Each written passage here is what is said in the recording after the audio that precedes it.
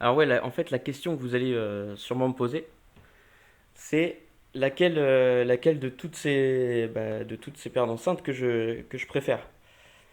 Eh ben la réponse en fait, elle va être très simple.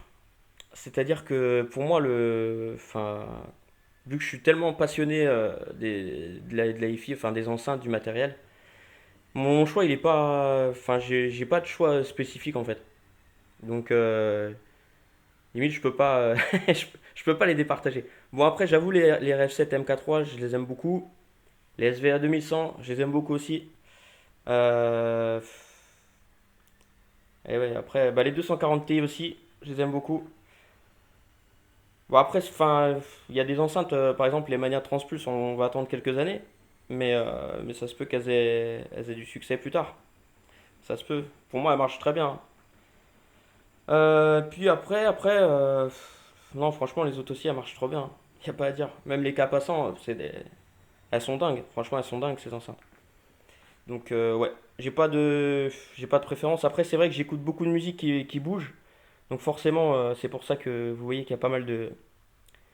C'est que des gros HP, hein. C'est pour ça que les petites colonnettes comme ça, j'en ai... Enfin voilà, ça peut bien marcher, c'est sûr, mais ça donnera jamais les résultats d'un bon HP, d'un 38.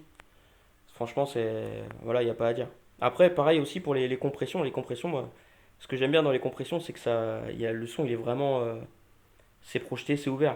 Là, il n'y a qu'à regarder sur les tangents. Bon, après, c'est Klipsch, hein, c'est leur signature, ça. Les tangents, les RS7 et, et aussi les SVA. Voilà.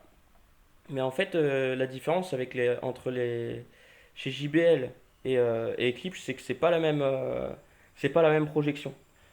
Ça va être plus doux. Enfin, pour moi, sur les JBL, c'est plus doux. C'est plus en face de nous. Alors que sur Klipsch, ça va être plus live, un effet live. Un peu comme les Kappa d'ailleurs. Les Kappa 100, je les trouve assez live en fait. Ça remplit la pièce, ouais.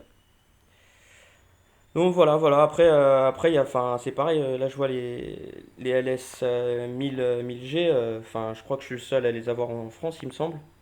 Et pour moi, c'est des enceintes. Elles sont au top, quoi. J'aimerais bien les comparer avec d'autres modèles qui valent cher. Mais bon, malheureusement, on va éviter d'acheter du matériel à tout va, hein. On va se calmer un peu parce que déjà, ça fait déjà quelques années que je fais ça. Et j'ai du mal à me débarrasser du matériel, comme vous pouvez le voir, hein. Et puis bah, sinon après on verra pour avoir d'autres matos que je vous présenterai, mais bon, ça se fait pas en un jour quoi, ça met du temps, faut de l'argent, faut travailler, faut aller au charbon, et après on peut se faire plaisir. Voilà.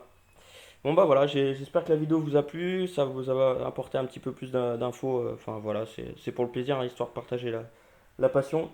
Je sais pas si, je pense que tout le monde n'est pas comme moi, mais il y en a quand même qui sont passionnés et qui ont du matériel, voilà. Après, on peut pas forcément en parler non plus comme ça sur YouTube, hein. Moi, je fais ça, c'est, c'est vraiment pour le plaisir, hein. Voilà, il y a pas de, y a rien du tout.